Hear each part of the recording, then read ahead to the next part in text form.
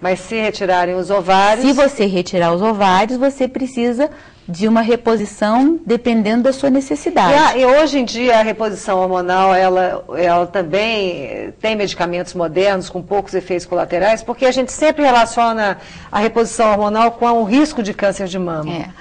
Que é um outro tabu, né? Na verdade, se você começa a falar em reposição hormonal para paciente, independente dela ter útero ou não, geralmente já há um certo constrangimento, a paciente já quer saber mais, já se intimida, né? Nem todo mundo está aberto a uma medicação que pode, teoricamente, trazer complicações futuras.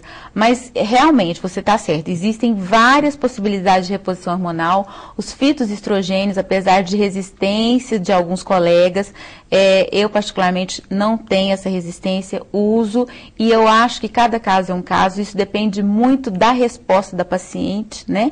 Não tem receita de bolo.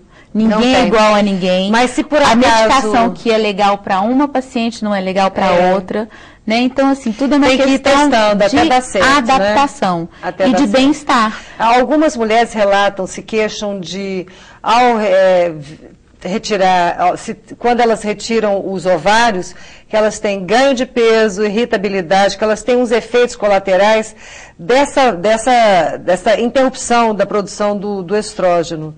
E até acertar o remédio que vai repor esse estrógeno, elas passam aí por todos esses dissabores aí. Verdade isso, Fabiana? É verdade. Além da produção, da perda de estrogênio, a gente também tem a perda da progesterona e tem a perda da testosterona, né? Eu não sei se as telespectadoras sabem, mas a mulher produz testosterona em uma quantidade menor do que o homem, mas é um hormônio fundamental, inclusive, para a nossa libido. Quando você tem uma diminuição da produção de testosterona, você pode ter uma deficiência de libido, e isso, às vezes, a gente tem que corrigir com medicação, independente de você ter ou não ter o ovário. Então, quando você faz a esterectomia com a nensectomia, eu particularmente me preocupo muito com essa questão da reposição androgênica, justamente para que a paciente não sinta tanta diferença do ponto de vista sexual, né, do ponto de vista de libido, porque é aquilo que você falou, quando você fala com a paciente pela primeira vez que ela vai retirar o útero, uma das perguntas que vem, né, com maior frequência, mas como é que vai ficar lá dentro? Vai ficar um buraco? Vai ficar oco? Né? Na verdade, isso não vai acontecer, porque além do útero existem outros órgãos que vão ocupar aquele espaço. Então, o que realmente importa na pós-esterectomia, com a retirada dos ovários, é essa avaliação hormonal, é esse controle contínuo. As ultrassons vão continuar, os exames de preventivo continuam também. As pessoas acham que depois que tira o útero não precisam mais ir ao ginecologista, não tem que colher exame de Papa Nicolau, tem que continuar, é tudo igual. E essa história de que a mulher envelhece? Na verdade, isso acontece, Aurélia, porque você está numa fase, normalmente, da sua vida, que é a fase do climatério, né? Que é a fase onde há já um desgaste, digamos assim, uma diminuição da produção hormonal. Então, o envelhecimento, ele está associado com esse momento da nossa vida, né? De que você vai tendo uma deterioração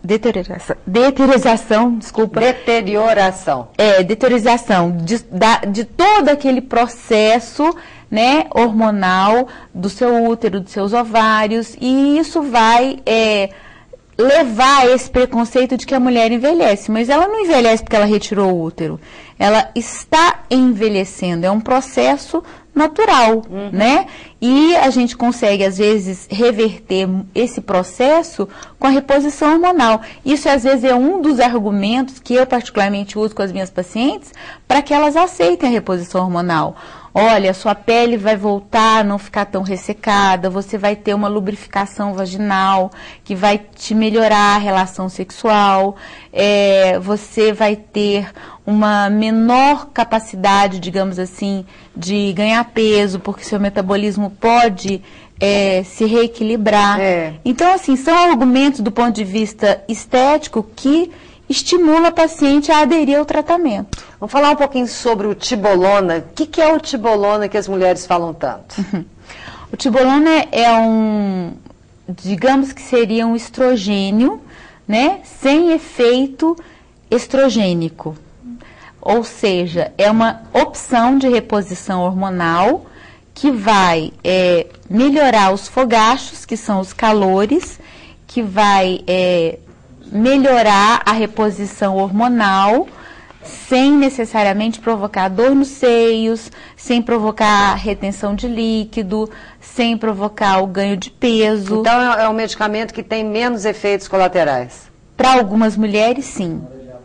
Outras mulheres já não conseguem se adaptar. Não é o suficiente para que os sintomas que a falta do estrogênio causa, né, seja suficiente. Aí a gente tem que partir para outro tipo de reposição, com os estrogênios, né, derivados da urina de mulheres na pré-menopausa ou da urina de égua.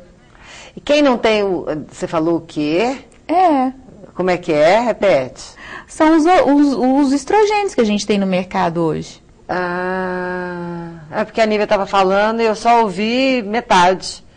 Você falou da urina? Urina das mulheres na pré-menopausa. Que doido, hein? Deixa eu te perguntar, uma mulher que não tem útero, ela tem que repor a progesterona também ou não?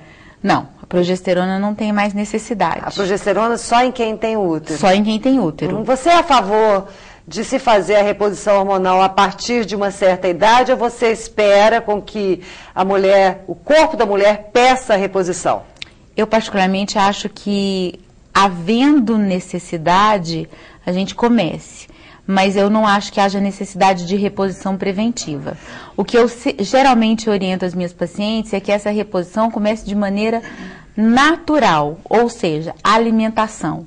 Hoje você encontra fitoestrogênio em vários tipos de alimentos. A linhaça, por exemplo, né, que é um alimento extremamente rico em fitoestrogênio.